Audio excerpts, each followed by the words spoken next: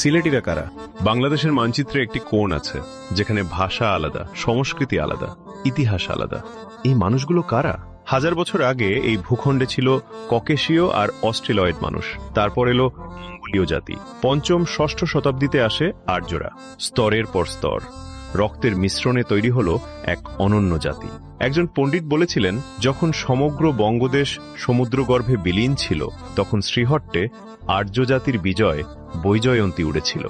এই মাটি সেই প্রাচীন। খ্রিস্টপূর্ব 4র্থ শতকে নাম ছিল সিরিয়ট। আরবরা বলতো সিলাহ, হিন্দুরা বলতেন শ্রীহট্ট, লক্ষ্মীর ভূমি। তারপর এলো 1303 সাল। শাহজাহানের সাথে 360 জন মানুষ, ইয়েমেন, আরব, তুরস্ক, দিল্লি, নানা দেশ থেকে। তারা শুধু ধর্ম আনেননি, আনলেন আরবের রক্ত, সুফির মন, নতুন ভাষার বীজ।